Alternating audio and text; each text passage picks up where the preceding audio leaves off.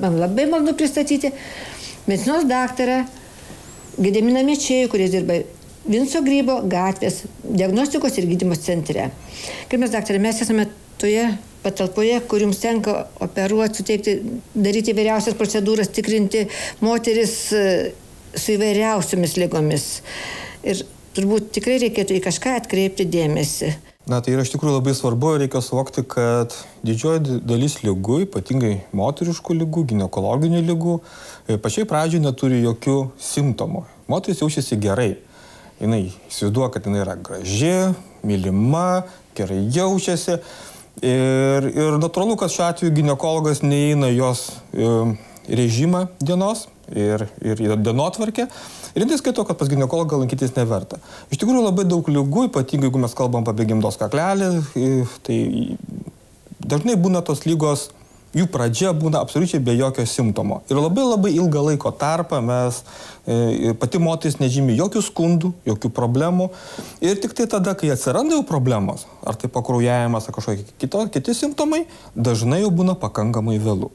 Todėl kiekviena moteris turėtų nuo pat, jeigu kalbant apie gimdos kaklelį, tai nuo pat lytinio gyvenimo pradžios, o manau, kad ir mergaitės, mamos turėtų savo dukras, savo mergaitės, esant bet kokiom problemom, ar tai mėnesinės vėluoja, ar tai kažkoks nemalonus jausmas pilvo apatinėje dalyje, vesti pas ginekologą ir aišku, reikia lankytis pas ginekologą, na, bent jau iki vėlyvos senatvės.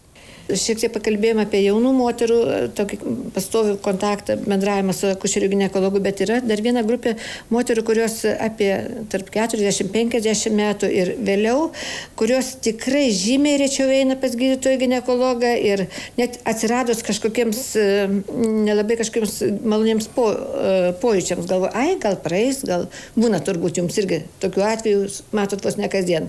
Ne, tai iš tikrųjų jaunesnės merginos moterys yra šiek tiek drąsesnės ir jos kartais eina pas ginekologą netgi greičiau, kaip, sakykime, tos vidutinio amžiaus moteriškės, brandaus amžiaus moteriškės, moteris, kurios, sakykime, kai atsiranda tam tikros problemos, dažnai apie 45-55 gyvenimo metus savo problemos nurašo šitam pereinamajam laikotarpiai. Na ir dažna moteris savo pagalvoja, kad praeis šitie keli metai, čia yra šito laikotarpio problema pati išsispręs ir kodėl man kažkur tai eiti, kažkur tai kreiptis.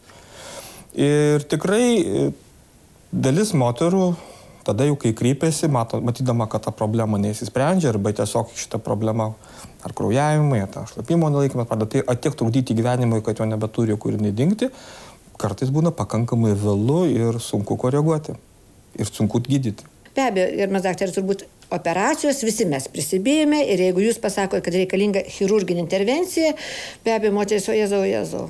O kaip iš tikrųjų, galim jas nuraminti, kad jūs galite labai padėti? Kai yra rekomenduojama operacija, dažnai moteris iš tikrųjų bijo. Bijo operacijos dėl kelių dalykų. Pirmas dalykas bijo apie tai, ar tai bus sudėtinga operacija, ar tai jinai sunkiai atsigaus, ar tai yra didelė rizika jos gyvybei netgi, o pati operacija. Galima nuraminti šitas pacientės, kad didžioji dalis dabar atliekamų operacijų yra pakankamai saugios, tiek narkozė, tiek pati operacija. Galų gale